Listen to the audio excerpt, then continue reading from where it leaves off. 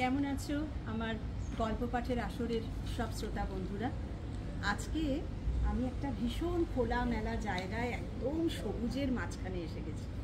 সবুজের মাঝখানে এসে গেলে মনটা একটা আলাদাই আনন্দে ভরে ওঠে। এখন নিশ্চয়ই তোমরা ভালো আছো, কারণ পুজোর মরশুম চলছে। দুর্গা পুজো, লক্ষ্মী পুজো সব হয়ে গেল, সামনে আসছে আলুর উৎসব, দীপাবলি উৎসব।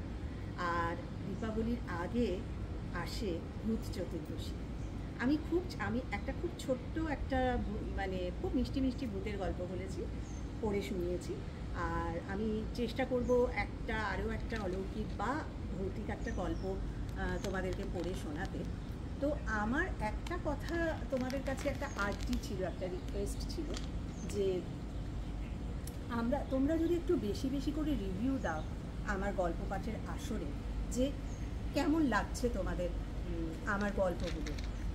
যদি কিছু যেটা ভালো হয় সেটা আমি তো ভালো, তোমরা অনেকেই বলো, ভালো লাগলে বলো। যেটা খারাপ বা যেখানে কিছু ভুল ত্রুটি আছে, যেখানে আমার আরও ইমপ্রুভ করার জায়গা আছে, স্কোপ আছে, সেই সাজেশনও তোমরা দিতে পারো। বা কোনো গল্পের জন্য আমাকে তোমরা বলতে পারো যে এই গল্প, এই লেখক বা এই লেখিকার লেখা গল্প, তাহলে আমি সেইভাবে চেষ্টা করতে পারি। কারণ আমরা যারা এই সমস্ত কাজ করি জানো যে এইরকম তোমাদের যদি রিভিউ আমরা পাই না, তোমাদের নানা রকম তোমাদের মতামত যদি আমরা পাই, তাহলে আমাদের উৎসাহটা আরও অনেক বেড়ে যায়।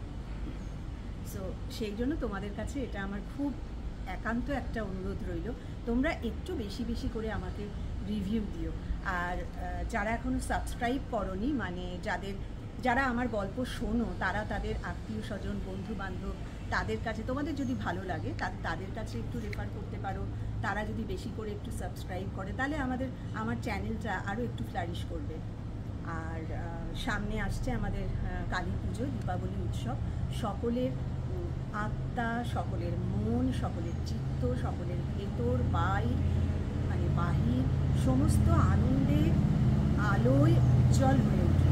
সকলের ভেতর থেকে সকলের বাহির পর্যন্ত আলোয় আলোকিত হয়ে উঠুক, খুব সুন্দর আলোয় আলোকিত হয়ে উঠুক, এই প্রার্থনাই করব। দীপাবলি উৎসব সকলের ভীষণ ভালো কাটবে এই আশা করব। আজকে এই পর্যন্তই থাকবে।